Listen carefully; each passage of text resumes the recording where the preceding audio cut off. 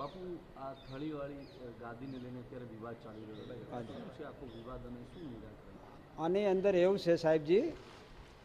કે જે દેવદરબાર જાગીર મઠ અને થળીર જાગીર મઠ આ બે વર્ષોથી એકબીજા ગુરુ ચેલાના ગુરુ શિષ્યના નાતે એ સંકળાયેલા છે. તમારે સંસારીઓમાં જેમ બાપ દીકરા હોય એમ અમારે ફકડોમાં સંન્યાસીઓમાં ગુરુ શિષ્યનો નાતો હોય છે. જ્યારે એ જગ્યાની કેવળપુરી મહારાજ જ્યારે પંજાબમાંથી બુંદીકોટાથી પધાર્યા એ વખતે અમારે દેવદરબારની અંદર અમારા ગુરુ મહારાજ જે કે વાદળનાથજી મહારાજ ઓગળ મહારાજ જેને કહેવાય કે ઓગળનો અવતાર એ એમના પોતે સાધક શિષ્ય થયા અને એના પછી એમને વાદળનાથ બાપાના આદેશથી થળીમાં તપસ્યા કરવા માટે બેહાર્યા અને ત્યાંથી અમારી પરંપરાઓ એવી છે કે જ્યારે થળીમાં મંત એક્સપાયર્ડ દેવ થઈ જાય તો પછી ત્યાં એમના શિષ્યો હોય